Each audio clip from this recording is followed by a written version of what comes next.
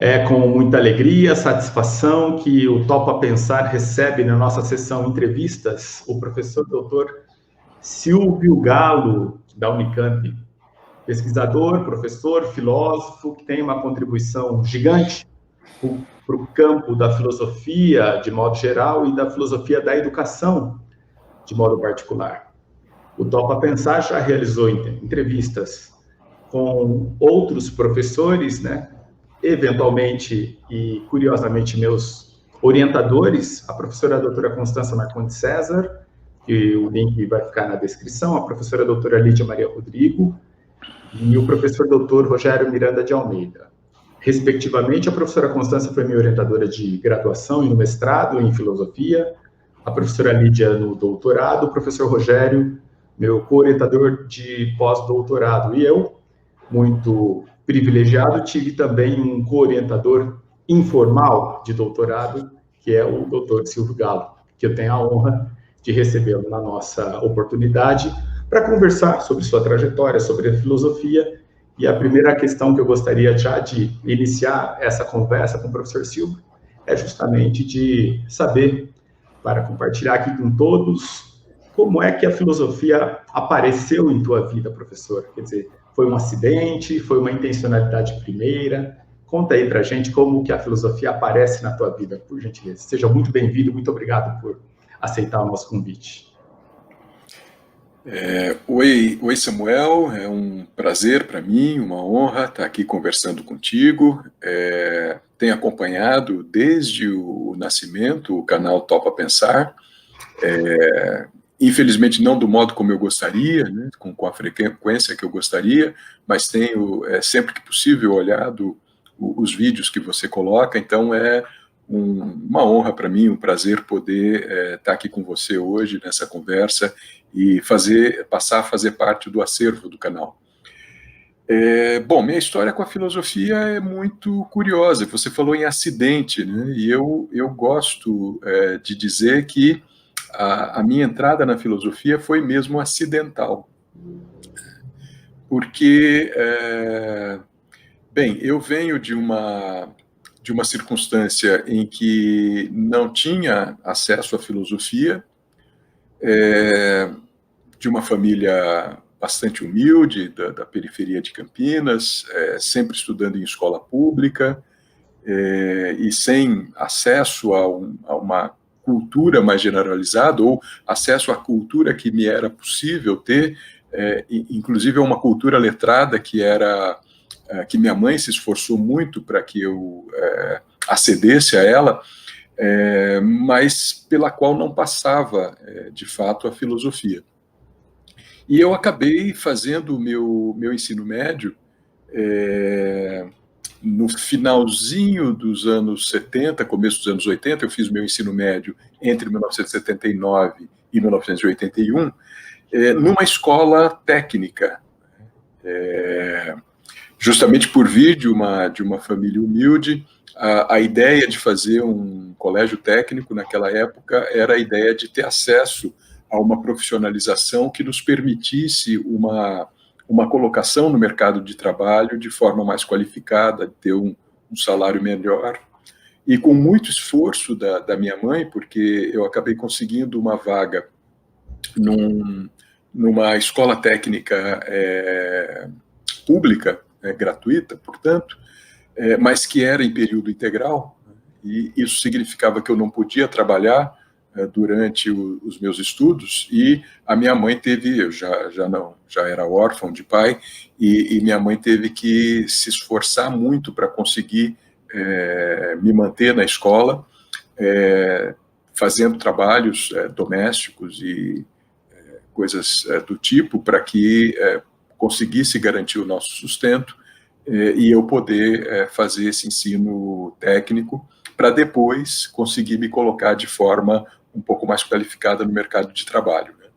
E eu tinha um sonho nessa época, quando era ainda estudante do ensino fundamental, não sei bem porquê, mas eu tinha o sonho de estudar eletrônica.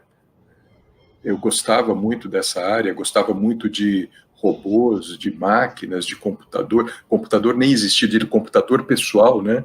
Isso que é tão comum na nossa vida hoje não era algo que existisse na época, mas eu, por gostar muito de ler ficção científica, essas coisas todas, tinha muito interesse nessa área. Meu sonho era estudar eletrônica.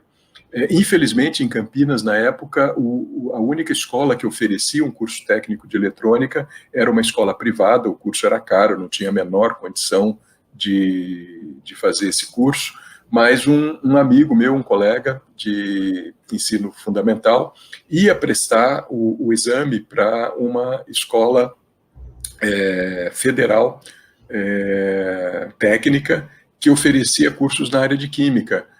Hoje, né, a Escola Técnica Conselheiro Antônio Prado, né, na época se chamava Colégio Técnico Industrial Conselheiro Antônio Prado, CUTCAP. E como esse meu amigo ia fazer o vestibulinho lá para Química, eu resolvi acompanhá-lo, como era gratuito, não tinha custo, eu resolvi acompanhá-lo, fiz o vestibulinho e passei, fui aprovado, né? E aí a minha mãe disse, bom, então já que você foi aprovado, nós vamos fazer todos os esforços para que você possa estudar, né? O que significava ter um custo com transporte, porque a escola era muito distante da minha casa, eu morava numa determinada periferia de Campinas e a escola era na periferia do outro lado da cidade, então foi um esforço grande, né? Mas resumindo, né, para não alongar demais a história, eu fiz o ensino médio técnico na área de Química, em período integral, estudando de segunda a sexta, das 8 da manhã às 5 da tarde, e nos sábados, das 8 ao meio-dia, mas com essa carga horária grande para o ensino médio, não tinha matérias da área de ciências humanas, né? Eu tive aulas de história apenas no primeiro ano do ensino médio, aulas de geografia no segundo ano do ensino médio, e no terceiro ano do ensino médio, aulas de OSPB, Organização Social e Política do Brasil, e Educação Moral e Cívica, que eram as disciplinas obrigatórias na época, né? Mas então, de uma carga horária que era de período integral, no campo de humanas eram 2 horas de história no primeiro ano, 2 horas de geografia no segundo ano, 1 hora de USPB, 1 hora de educação moral e cívica no terceiro ano. Então, uma carga horária de humanidades limitadíssima. Mas, ao mesmo tempo que era muito limitada, foi uma experiência muito interessante, sobretudo com história, porque em pleno 1979, durante a ditadura, eu tive uma professora de história inesquecível para mim, que no ensino médio, com jovens, eu tinha 15 anos, sei lá, coisa do tipo, 15, 16 anos, né? Jovens dessa idade, ela trabalhou a história do Brasil com a gente, com textos de Caio Prado Júnior, Sérgio Buarque de Holanda, Nelson Werneck Sodré, nos deu aulas interessantíssimas de marxismo, né, em plena ditadura militar, num colégio técnico, no mínimo era doida essa professora, né, professora Regina, da qual eu me lembro com muito carinho, com muita saudade, porque foram aulas incríveis, né? Mas então não tive nenhum contato com a filosofia, a não ser esse contato, digamos, indireto, né, com essa perspectiva de uma história de cunho marxista, né, que poderia se aproximar de alguma forma da filosofia, mas não tive notícias da filosofia durante o ensino fundamental e o ensino médio, né? Quando eu terminei o ensino médio e implicava em fazer um estágio, né, o 4º ano era um ano de estágio remunerado em alguma empresa, né, que a gente fazia. Eu fui fazer um estágio, então, na Ródia, que ficava em Paulínia, e já remunerado, então, já recebendo um salário que era mais interessante do que eu poderia receber na minha faixa social, se não tivesse feito esse curso, né? E logo depois, ao terminar o estágio, antes de terminar o estágio, eu consegui um emprego numa indústria química e, de fato, me coloquei no mercado de trabalho com uma perspectiva salarial muito interessante para a minha classe naquela época, o que, então, compensou esses esforços, sobretudo os esforços da minha mãe para me garantir a possibilidade do estudo, né? Mas, então, ao concluir o o ensino médio, eu tinha a certeza de que eu não queria estudar química na universidade.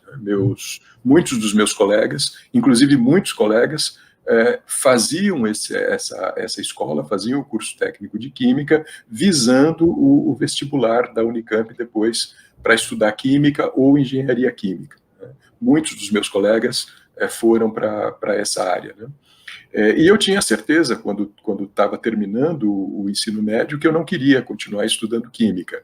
Eu aprendi bastante coisa de química, eu gostei do meu curso do ensino médio, gostei de trabalhar durante 5 anos depois em indústrias químicas da região de Campinas, sobretudo em Campinas e Paulínia. Gostei de trabalhar na área, mas eu sabia que aquilo que eu tinha aprendido no ensino médio no campo da química, para mim, era suficiente, né? Eu não tinha desejo de continuar estudando química.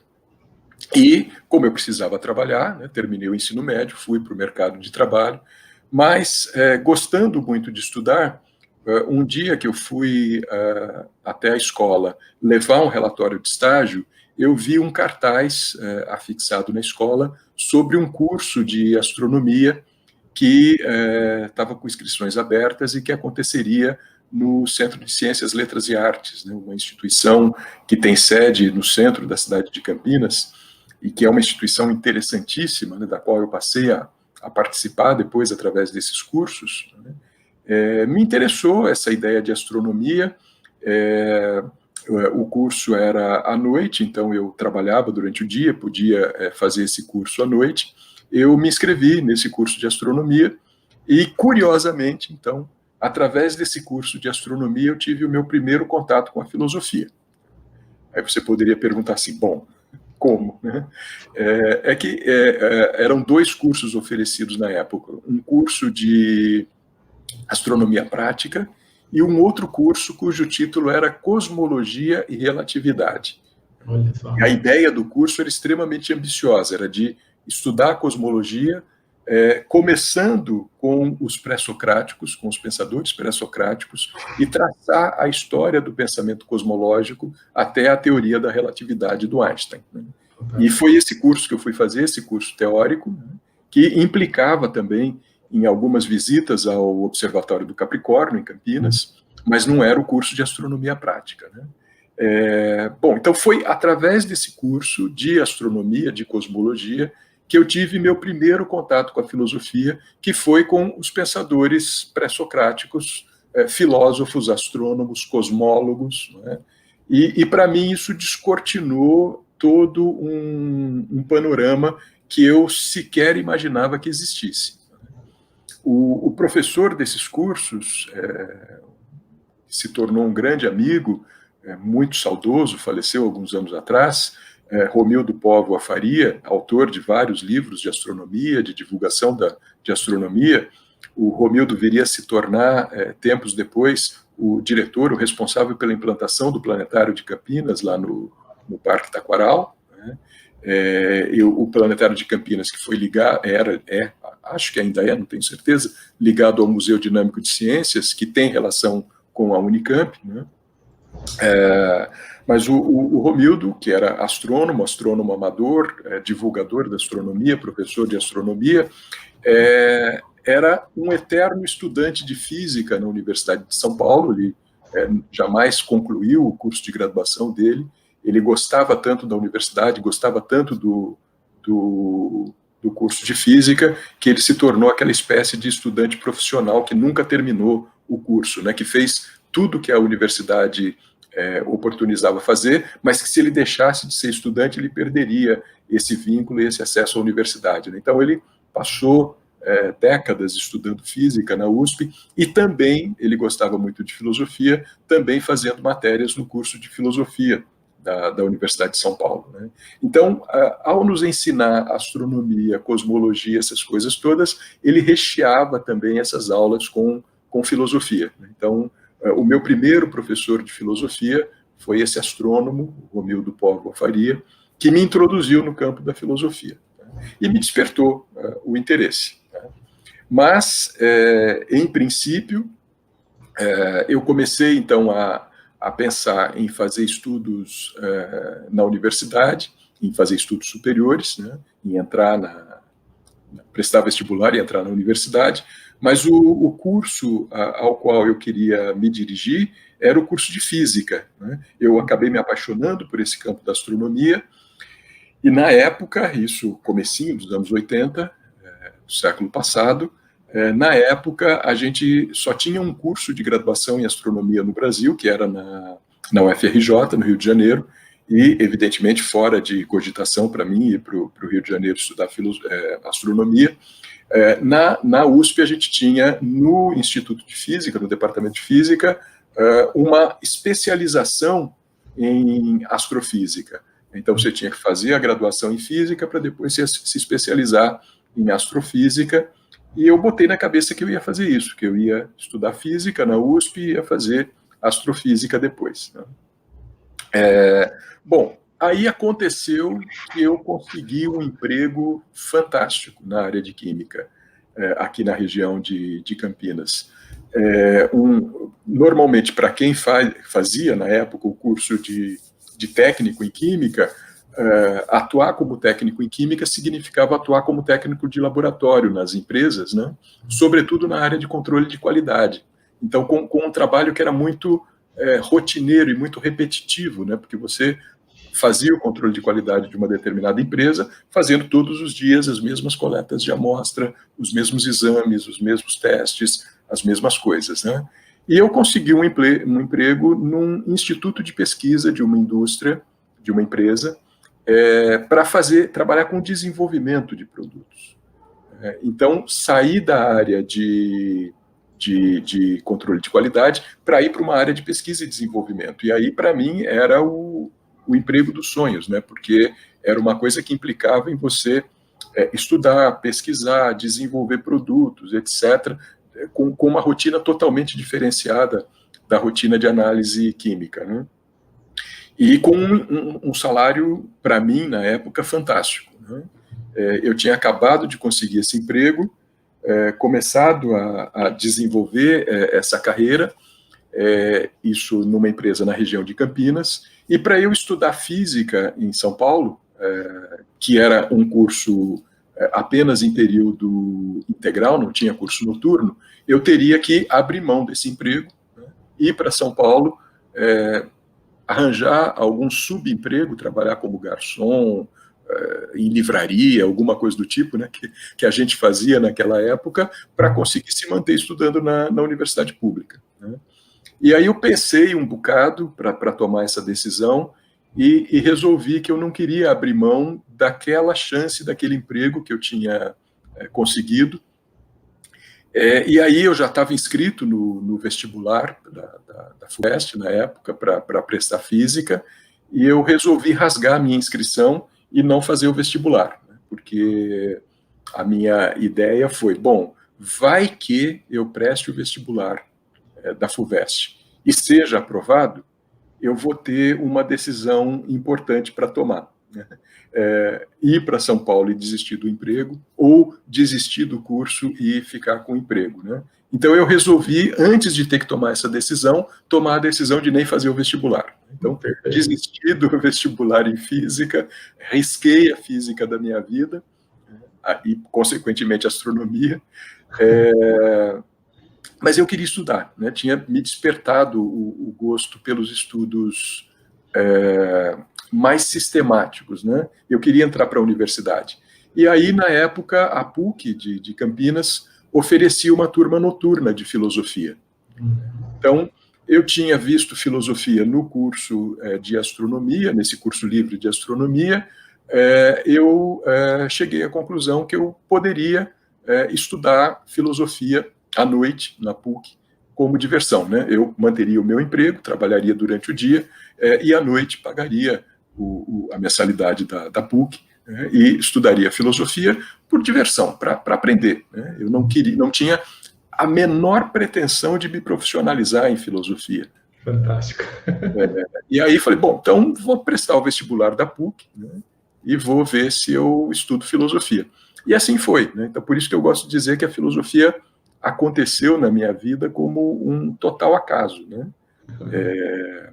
Eu nem sabia exatamente o que era filosofia, né? E aí foi interessante porque, começando o curso de graduação na PUC, eu descobri que filosofia não era exatamente aquilo que eu imaginava que fosse, né?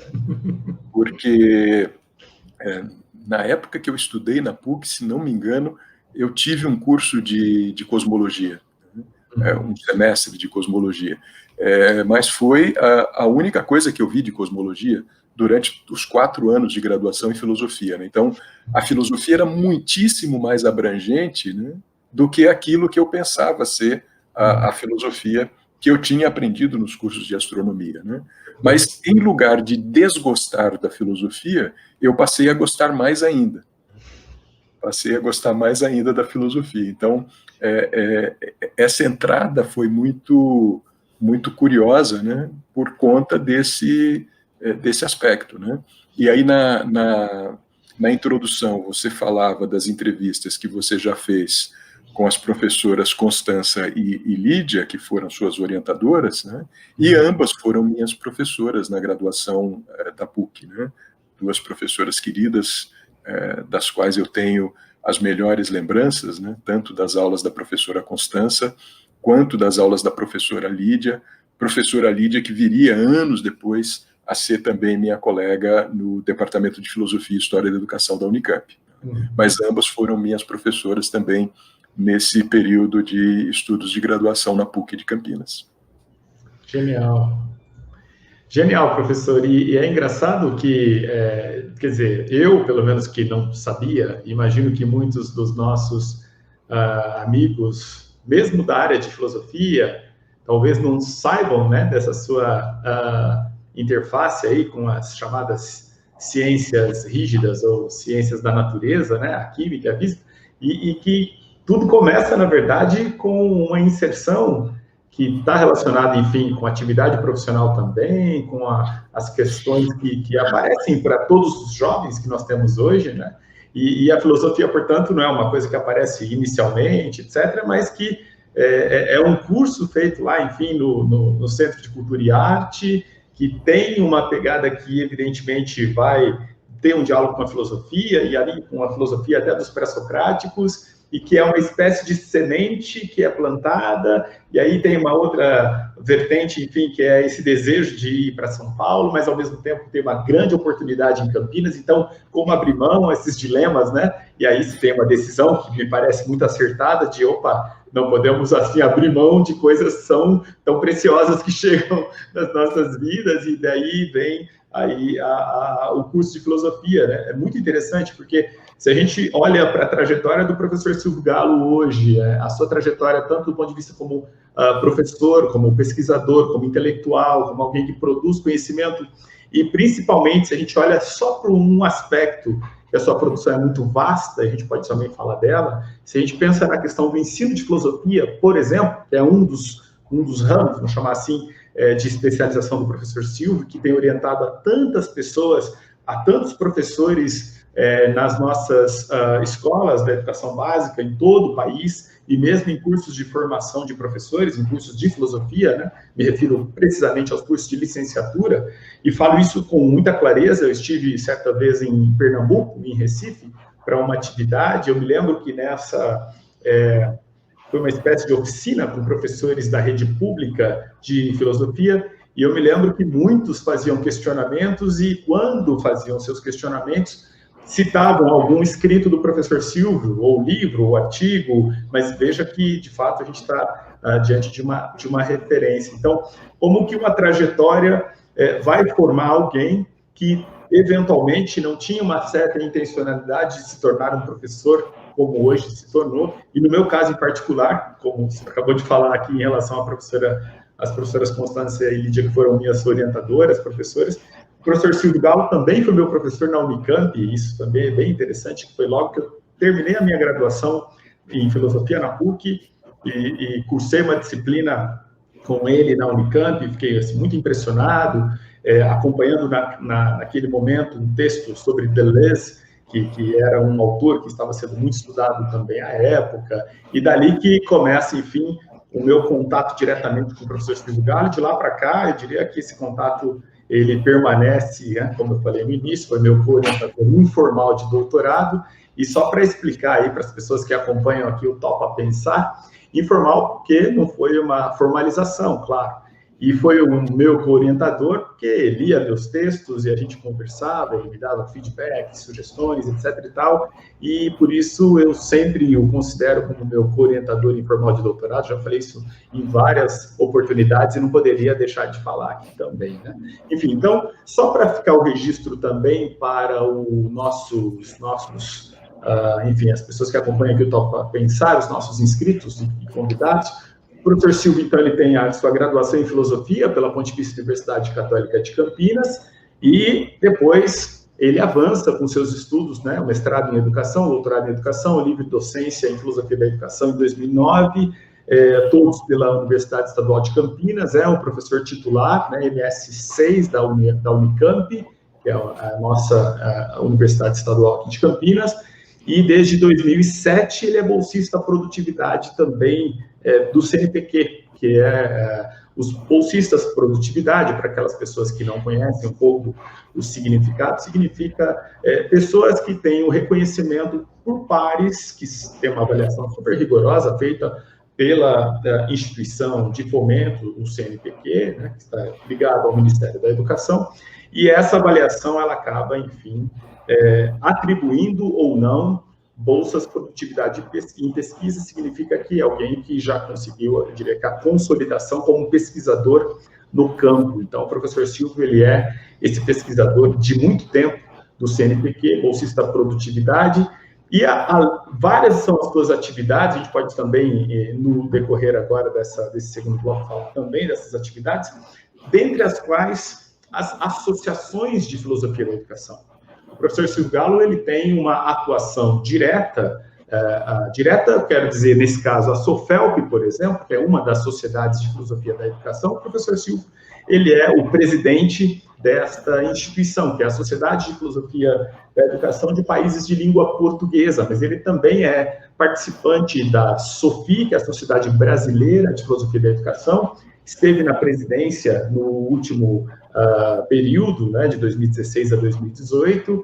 Também ele é participante da Sociedade Latino-Americana de Filosofia da Educação, de certo modo, uma espécie de, eu diria, alguém que orientou o embrião daquela sociedade, né, e explicando muito brevemente o que aconteceu, foi que a Sociedade Latino-Americana de Filosofia da Educação, a ALF, nasceu a partir de um encontro que aconteceu em Bogotá, na Colômbia. Eu estava nesse evento e fui porque o professor Silvio falou deste evento, um evento de uma outra instituição, intitulada INPE, que é International Network of Philosophers of Education, e naquela oportunidade nós conseguimos reunir um conjunto de pessoas interessadas em pensar uma sociedade inicialmente sul-americana para a filosofia da educação, considerando já a existência de na América do Norte, na existência também no Reino Unido, em outros lugares, e por que não criar aqui? E foi aí que um conjunto de pesquisadores, professores que estavam naquele evento, reunidos, incluindo mexicanos, e por isso ela não foi só sul-americana, mas latino-americana. Então, o professor Silvio Galo estava naquela primeira reunião, me lembro claramente da presença, participação dele efetiva, e dali nós saímos com alguns nomes, criamos um comitê gestor. Esse comitê gestor depois já veio a organizar o primeiro congresso de filosofia da educação, né, dessa sociedade latino-americana, e assim por diante. Então, isso para dizer da presença do professor Silvio nas sociedades, né? Então, ele está diretamente hoje na presidência da SOFELP, mas em diversas sociedades. Sua participação, ela perpassa tudo isso do campo da filosofia da educação. Então, eu falei do ensino de filosofia, da filosofia da educação, da filosofia francesa e por aí vai. Então, professor, talvez agora, se a gente pudesse avançar um pouco nessas escolhas de autores, caminhos, como que tudo isso se deu, né, desde o mestrado. Eu me lembro claramente da leitura do Pedagogia do Risco, foi um texto muito impactante quando eu conheci, e isso também pode ser aqui objeto para a gente conversar um pouco sobre essa produção toda, que é muito diversificada e, ao mesmo tempo, muito densa, porque ela foi ganhando espaço e reconhecimento nos diversos campos, né, como eu aqui explicitei antes, né? Então, vamos conhecer um pouco dessa trajetória mais agora afinada do professor. Fique à vontade, professor. Bom, talvez eu deva dizer, então, que o meu primeiro filósofo de eleição, meu primeiro filósofo de cabeceira, foi o Jean-Paul Sartre, filósofo francês.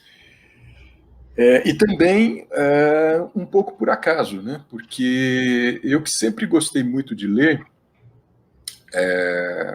literatura, de ler romances, de ler ensaios, de ler textos de naturezas diversas, né? Quando no ensino fundamental, estudando numa escola pública de periferia de Campinas, eu devorei todos os livros que tinha na biblioteca da escola, né? A gente tinha aquela possibilidade de retirar o livro, levar para casa para ler, etc. Era o acesso que eu tinha à biblioteca. Eu li praticamente toda a biblioteca da escola, que não era tão pequena, né? Era uma biblioteca até que razoavelmente interessante, mas eu não me lembro exatamente. Sim, um fenômeno que a gente tinha importante no final dos anos 70, começo dos anos 80, que é a divulgação de literatura e mesmo de filosofia através de bancas de jornais, né? A gente teve uma ação super importante no final dos anos 70, que foi a publicação aqui no Brasil da coleção Os Pensadores, pela então Abril Cultural, né? Que fazia tradução de textos de filósofos, desde os pré-socráticos até a filosofia contemporânea, e lançou essa coleção, na época, acho que com 70, 80 volumes, por aí, que era vendida em banca de jornal, né?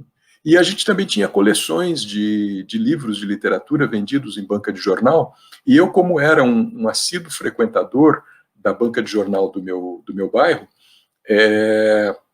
eu costumava comprar, né, esses livros nas bancas, porque eles eram muito mais baratos do que os livros publicados e vendidos nas livrarias, né?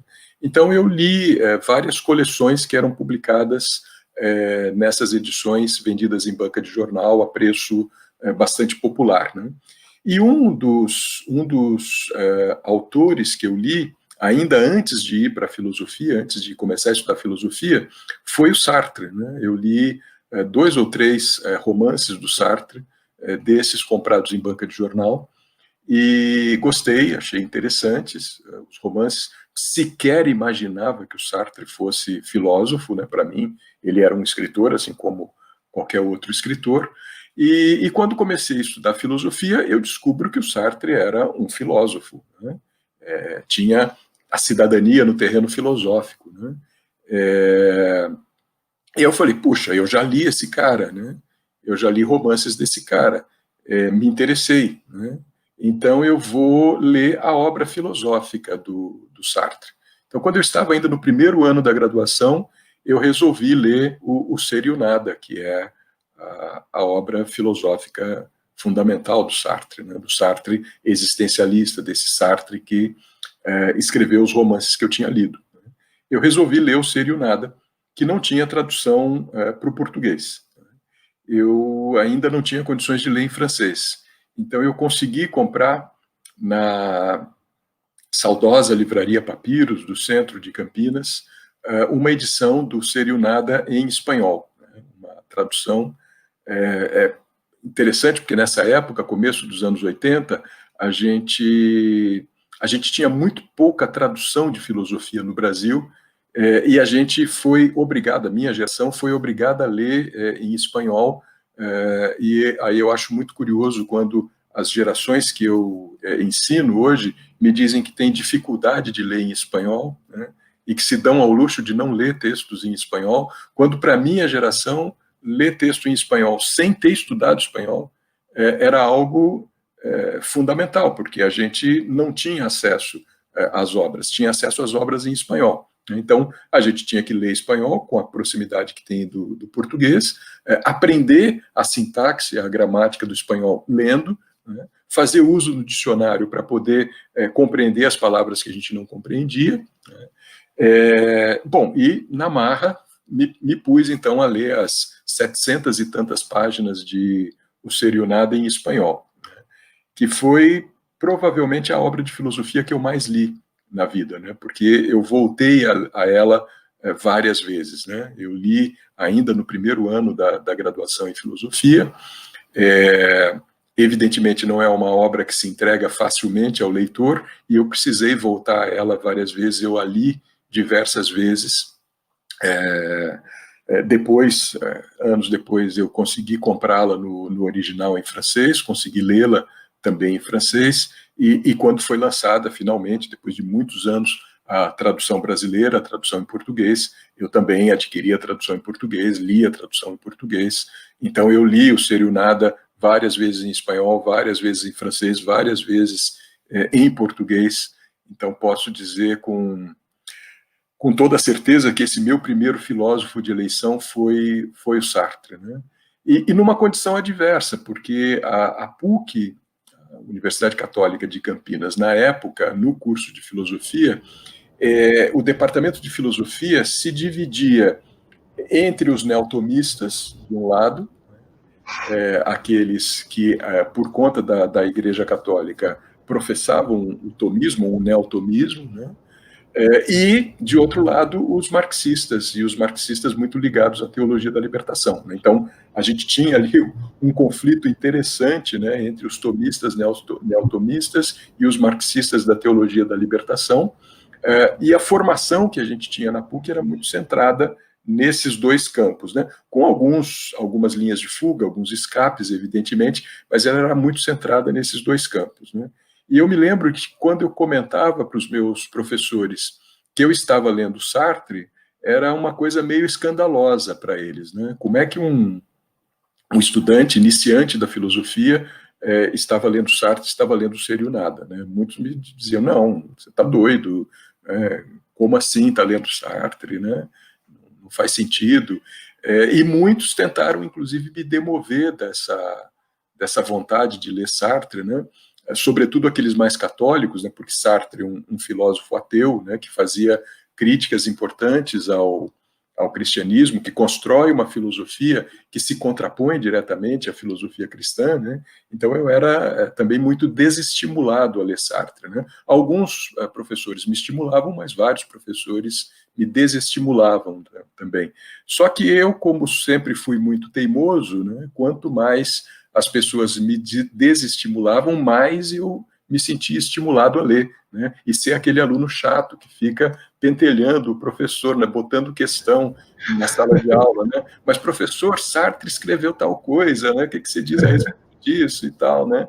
Então, eu diria que essa minha introdução, né, na filosofia também foi muito guiada pelo Sartre, né, que foi um filósofo que me acompanhou durante muitos anos, né? Depois, quando me tornei professor universitário, também durante muito tempo, as minhas aulas, dei aulas sobre Sartre, ensinei Sartre nas disciplinas com as quais eu trabalhava, né? E acabei também escolhendo, quando tive a oportunidade de escolher, quando professor no curso de filosofia, disciplinas que me permitissem trabalhar com esse autor, né? Então foi Sartre um dos meus primeiros filósofos de eleição, né? E depois, eu não sei, também diria que isso se dá um pouco, o encontro com Sartre se dá por acaso, e aí ele acaba gerando esse encontro com a filosofia francesa, com os pensadores franceses, né? Eu acabo, então, justamente por conta dessa iniciativa de ler Sartre, começando a estudar francês e estudar a língua francesa e vontade de ler mais textos em francês, e acabo me aproximando de outros filósofos franceses, na época ainda, na década de 80, filósofos vivos, né? Me interesso por Foucault, que morre enquanto eu era estudante de filosofia, e Foucault já era um filósofo com muita presença na mídia, né? E por ter visitado várias vezes o Brasil, evidentemente a morte de Foucault provocou muita matéria nos jornais aqui no Brasil, né? Então isso desperta a vontade de conhecer esse filósofo que estava sendo discutido, estava sendo comentado, né? Eu começo a ler algumas coisas do Foucault ainda durante a graduação também, E, sobretudo, o meu encontro com o Deleuze e o Guattari, que vão ser depois também filósofos importantes na minha formação, né?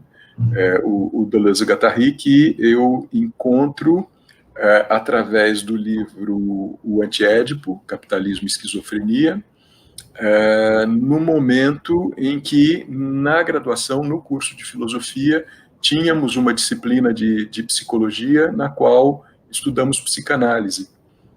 E eu me interessei por essa dimensão da psicanálise, mas me interessei mais pelos textos sociais e políticos do Freud, né? Então, pelo O Mal-Estar na Civilização, Moisés e o Monoteísmo, por esses cursos em que o Freud começa a usar a psicanálise para fazer uma leitura do social, né?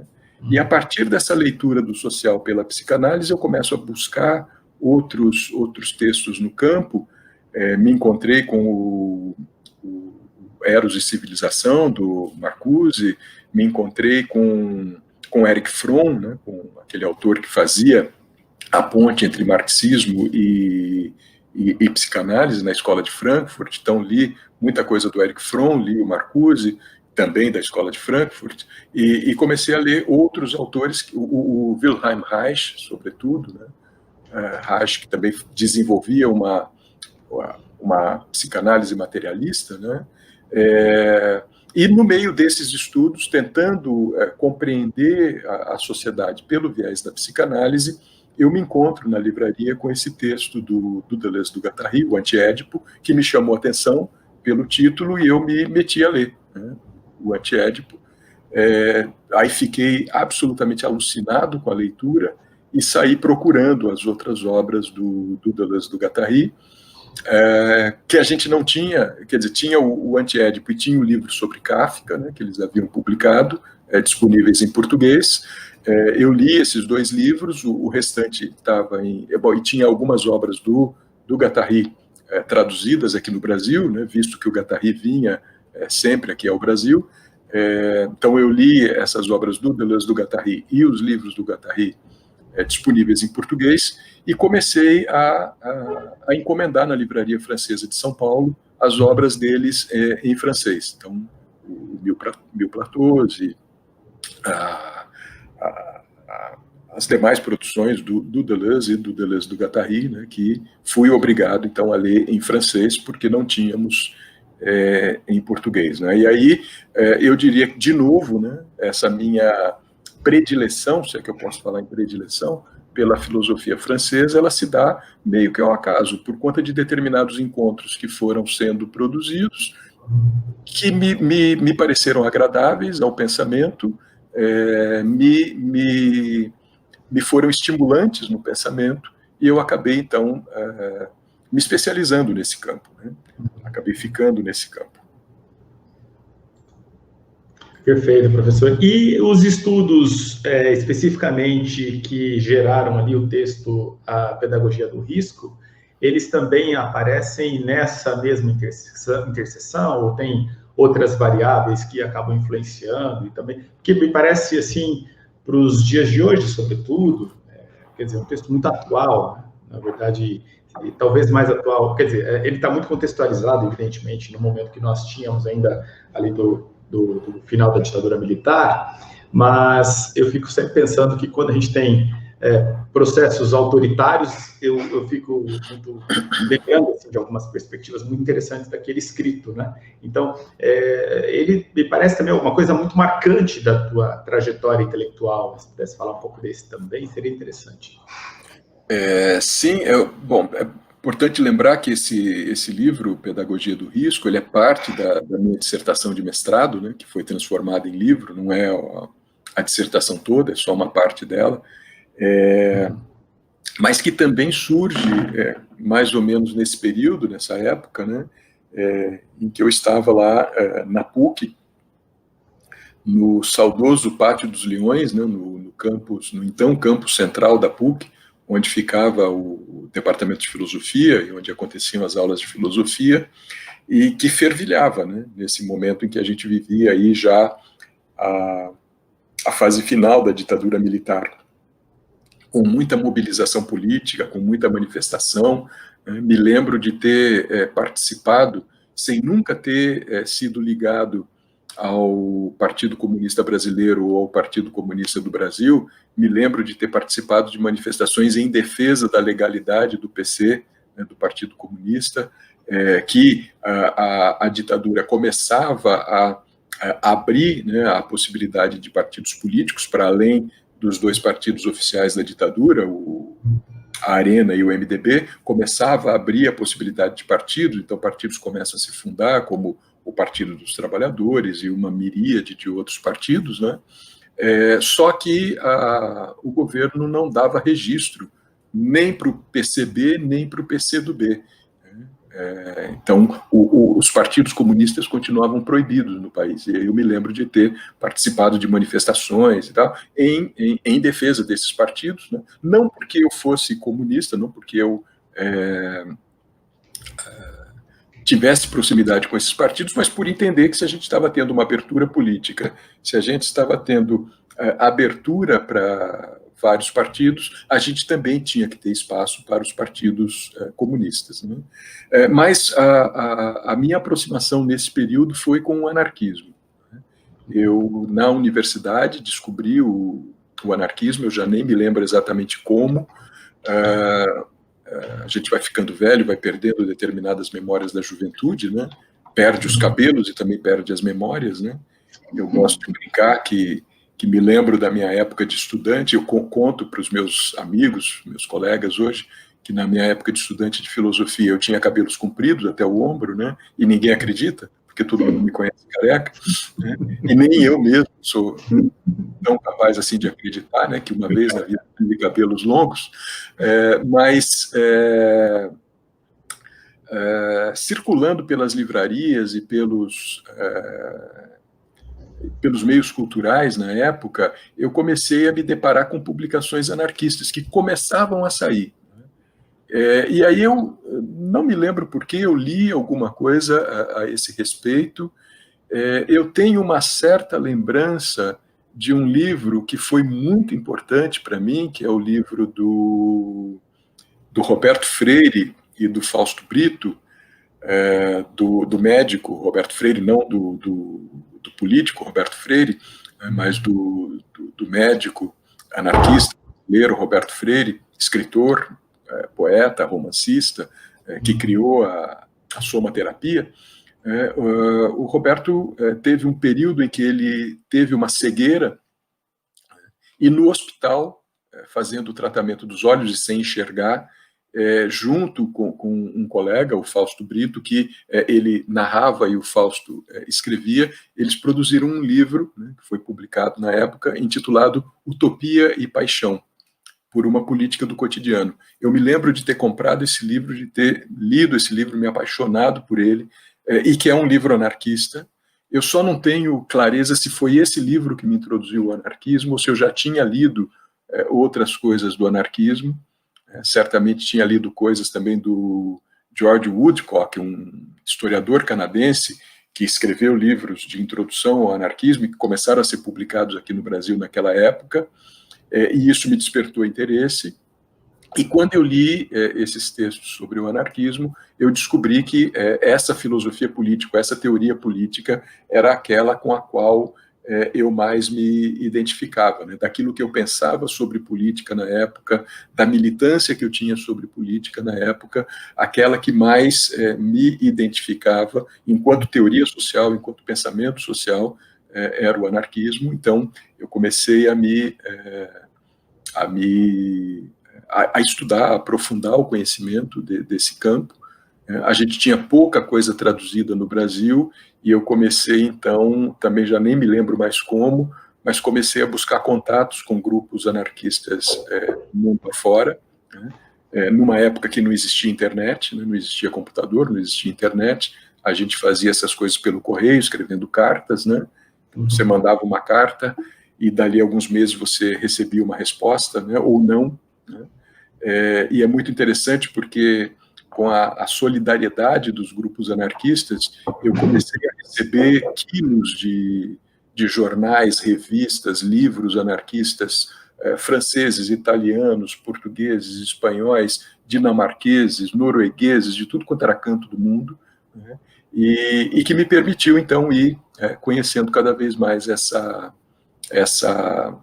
perspectiva, né? Eu tinha alguns colegas da graduação em filosofia que também se interessavam pelo anarquismo. Nós constituímos um grupo, criamos um jornalzinho anarquista na PUC, pentelhávamos muito o diretório acadêmico de filosofia, né? Na época a gente não tinha centro acadêmico, na ditadura ainda, a gente tinha diretórios acadêmicos, né?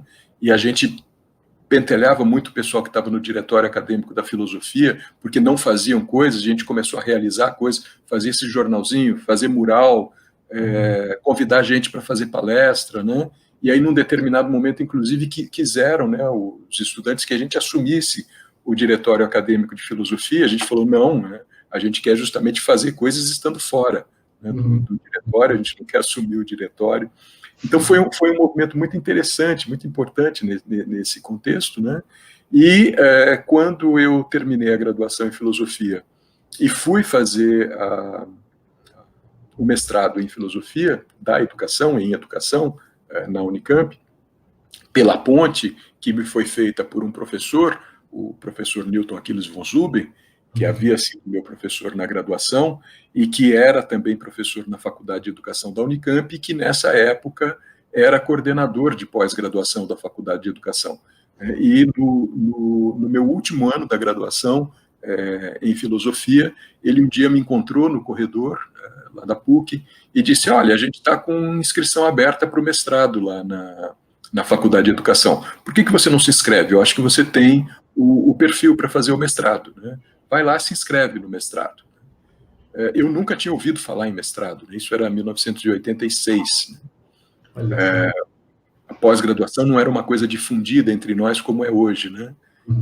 Mas ele me botou uma curiosidade. Eu fui até a Unicamp, não conhecia a Unicamp, fui até lá pegar informações, acabei me inscrevendo para o mestrado, e sendo aprovado no mestrado, e aí, em 1987, comecei o mestrado. Né?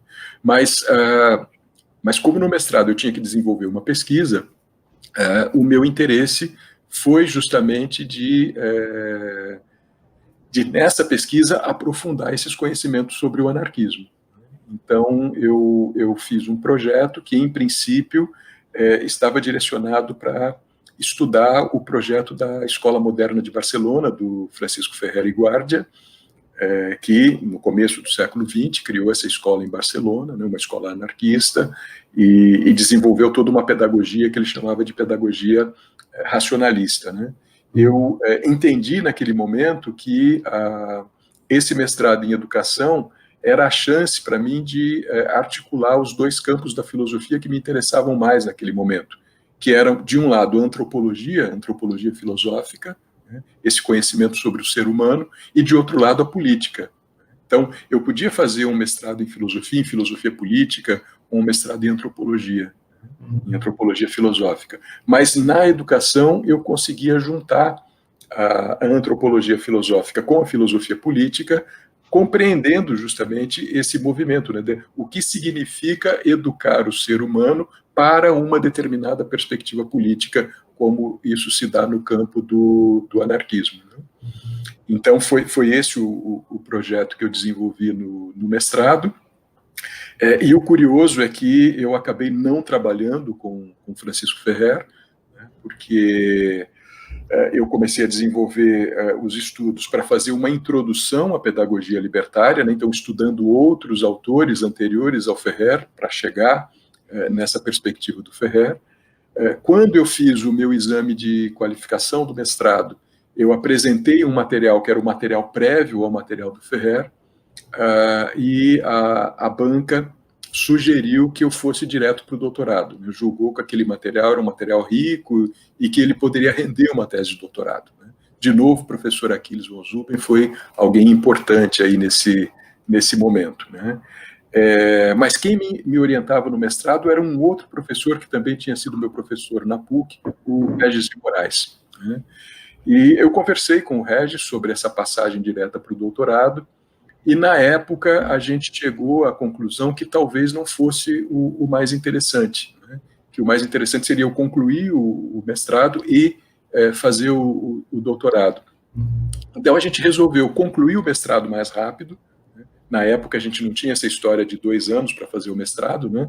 Tinha gente que levava 10 anos fazendo o mestrado, mas a gente resolveu transformar aquilo que era a introdução da minha dissertação, né, do meu trabalho de dissertação, na dissertação propriamente dita. Então, eu tinha ali umas, sei lá, não lembro quantas páginas escritas sobre isso. Eu falei, bom, então eu vou desenvolver um pouco mais esse material e isso vai virar dissertação. Isso virou 350 páginas, que são a minha dissertação de mestrado, né? E que depois foi desmembrada em 2 livros, porque tem uma primeira parte, que é toda uma discussão teórica sobre o anarquismo, né?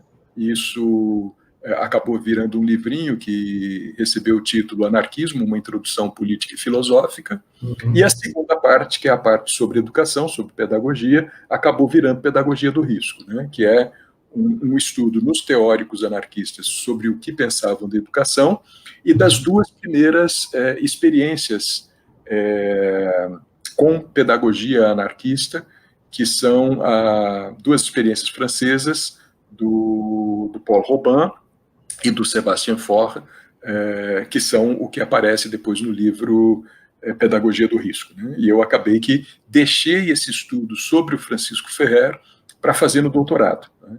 Só que aí entrei no doutorado e também não estudei o Francisco Ferrer, porque a minha tese de doutorado acabou sendo uma leitura de temas da filosofia da educação que eram importantes no Brasil naquele período, segundo a ótica anarquista. Então, em lugar de estudar o Ferrer, eu acabei desenvolvendo um estudo sobre as questões das relações entre o público e o privado, a questão da autoridade na educação, e outros temas, né, que eram discutidos na filosofia da educação do Brasil naquele momento, a partir das ideias anarquistas, a partir dos princípios anarquistas, né? Então, eu diria que o meu trabalho em filosofia da educação, esses anos todos, né, desde a década de 1980, então, que eu começo a estudar filosofia e que vou depois fazer a pós-graduação em educação, mas sempre trabalhando em filosofia da educação, né,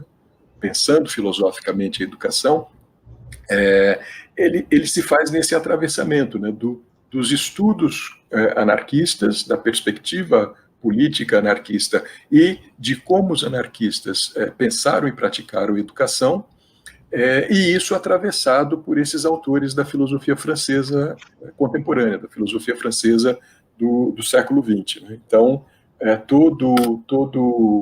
todo esse trabalho ele acaba sendo resultado desse atravessamento, né, de autores anarquistas, de um lado, do século XIX, do século XX, e autores franceses do final do século XX, especialmente o Foucault, o Deleuze, o Guattari, me ajudando a pensar essas questões ligadas ao anarquismo, ligadas ao pensamento anarquista, à política anarquista, à educação anarquista.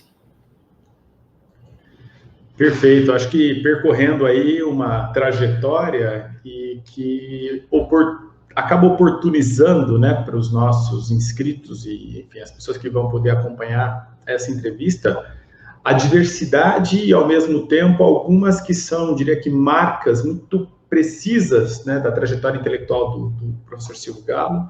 E eu vou depois também deixar no link, a descrição dessa entrevista, o link para acesso aos livros do professor Silvio Galo, que são diversos livros, né, desde escritos desses que ele acabou aqui de falar, né, o Pedagogia do Risco, e aquele que é a questão da introdução, a introdução filosófica e política, né, a questão do anarquismo, como também vários livros, dentre os quais Subjetividade, Ideologia e Educação, livros específicos sobre a questão do preconceito, que é extremamente adequado e interessante, Educação do Preconceito, livros específicos sobre filosofia da educação, e daí tem um que é bem, eu diria que atual para a prática da atividade de professores de filosofia, que é o Metodologia, né, especificamente pensando a metodologia de ensino de filosofia, dentre outros inscritos, que são muitos,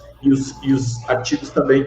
E quero chamar a atenção que o professor Silvio Galo também, além dessas atividades, ele tem a atuação como editor de importantes revistas do campo da filosofia, da educação. Atualmente é o editor-chefe da revista Proposições, da mesma forma que também a atuação em outras revistas, como, enfim, avaliador ad hoc, não preciso nem dizer que ele deve ser demandado assim constantemente, assim como é também pelas agências de fomento, como CAP, CNPq, enfim, outras agências. O professor Silvio também é uma questão que acho que a gente não teve, a gente está caminhando já para o encerramento da nossa entrevista, mas só para deixar um gostinho de queremos mais, por exemplo, se nós pudéssemos ter uma oportunidade só para ele falar das viagens feitas à França. O professor Silvio Galo, com muita regularidade, tem participado de diversas atividades, né,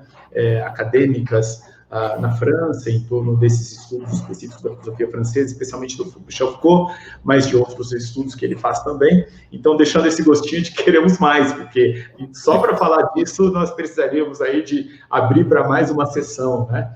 Então, não sei se nesse caso, se quiser aproveitar, professor, falar um pouco, para a gente já fazer aqui uma síntese, e eu quero chamar a atenção de uma publicação recente da Sociedade Brasileira de Filosofia da Educação, que o professor Silvio Galo é também membro da diretoria. Como eu disse, ele estava na presidência até pouco tempo, e, portanto, eu estava na secretaria, e nós tivemos a honra e a oportunidade de publicar aqui estes belíssimos livros que saíram pela editora Parábola Editorial, né, São Paulo. Aqui eu acho que eu consigo mostrar bem. Vou deixar o link para que todos possam ter acesso também, né? Tanto o volume 1, A Escola, uma questão pública, como o volume 2, A Escola, Problema Filosófico. Estes dois, volumes 1 e 2, que resultaram do nosso terceiro congresso da Sociedade Brasileira de Filosofia da Educação, realizado na PUC Campinas, no ano de 2018, e que teve aí como organizadores, né, o professor Silvio Galo e eu, aprendendo com ele essa tarefa de organização que ele faz tão bem há bastante tempo em relação a muitos escritos, né? Este livro aí, só também ele falou algumas vezes do professor Newton, e aí eu quero só registrar também que tem um capítulo intitulado Sobre Formação, da Incerteza à Compreensão, do professor Newton Aquiles von Zuben, que hoje é docente do programa de pós-graduação em Ciências da Religião da PUC Campinas. Meu grande abraço ao professor Newton, inclusive, eu preciso levar os livros para ele, né, que ele me pediu. Isso é um pequeno detalhe.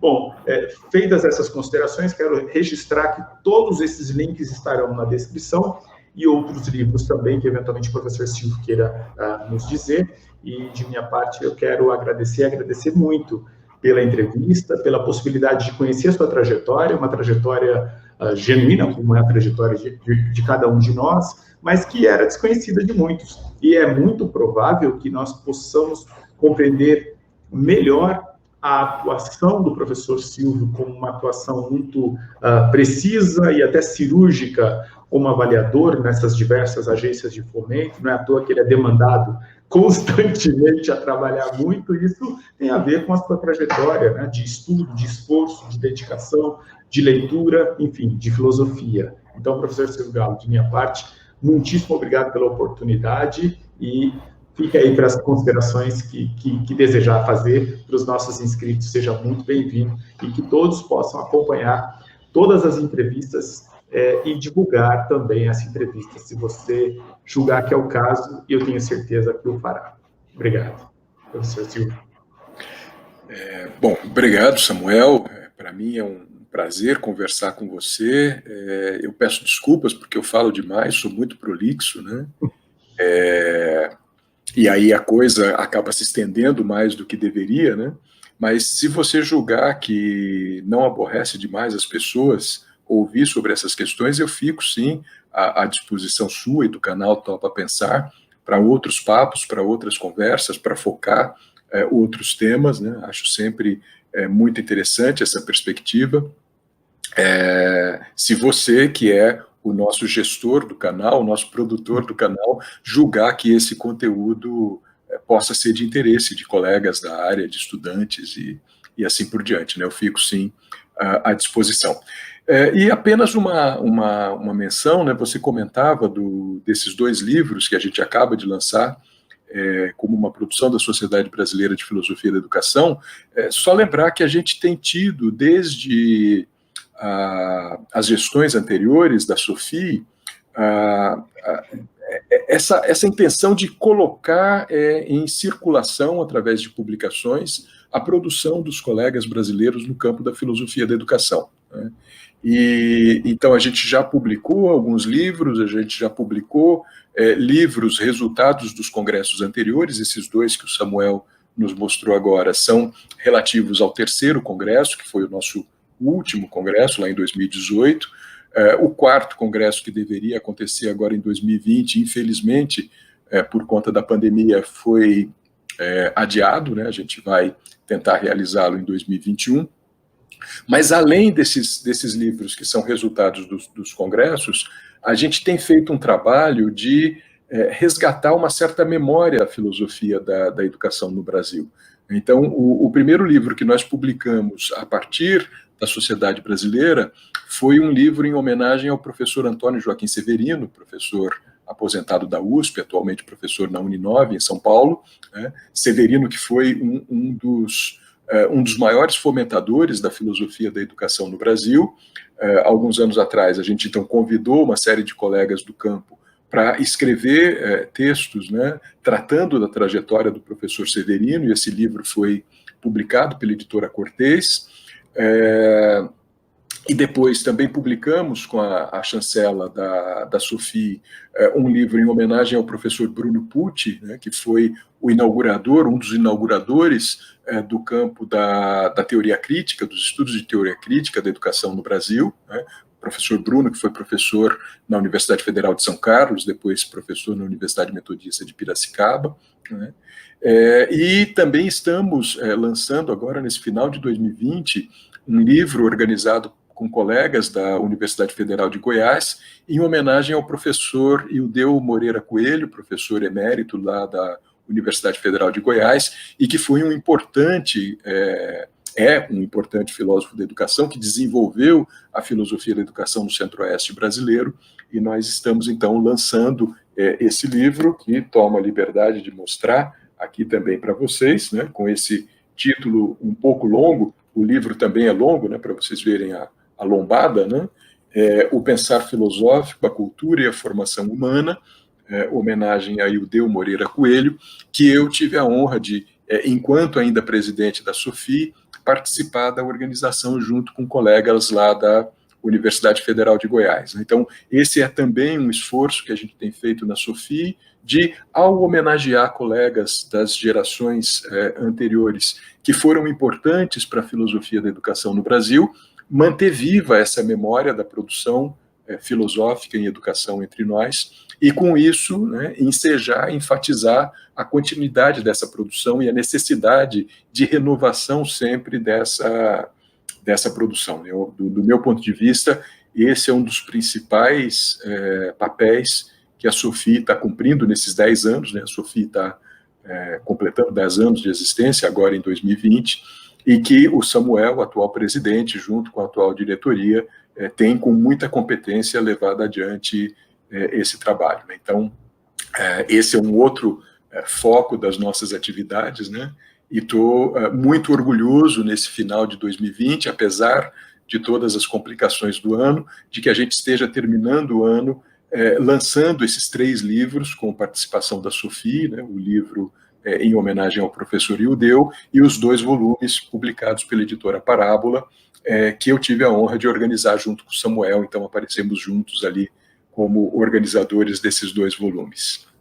Mas, de novo, foi um prazer conversar contigo, espero não ter aborrecido muito os nossos ouvintes e telespectadores aqui do canal Topa Pensar, e, de novo, digo que fico à disposição para desdobramentos, para outras conversas e para outras explorações que a gente queira fazer. Obrigado. Certamente. Muitíssimo obrigado, professor, e muitíssimo obrigado a vocês que nos acompanharam até aqui. Como eu disse, os links destes livros e dessas informações estarão na nossa descrição da entrevista, e caso vocês possam e julguem que faça sentido divulgar amplamente para os seus contatos, façam isso. Pensamos que, por meio do conhecimento, da cultura, desse tipo de conversa, de entrevista, nós podemos também inundar aí essa plataforma do YouTube com algo que nos interessa muito, que é a transformação social. Agradeço muito novamente ao professor Silvio e encerramos esse nosso encontro nesse momento, e eu não tenho dúvida de que sim, há demanda, há interesse dos nossos inscritos, telespectadores, pessoas que nos acompanham para essas temáticas, justamente por conta de ser algo que modifica também e estimula outras pessoas nos seus próprios caminhos aí de investigação, de conhecimento, de estudos e da própria atividade profissional, em muitos casos, né? Então, desejo para todos um excelente final de ano, um excelente Natal. Estamos aqui na semana de Natal, e é claro que nessa passagem para o próximo ano, nós temos também muitas novidades aqui no Topa Pensar. Sejam bem-vindos, inscrevam-se nesse canal e compartilhem. Até logo!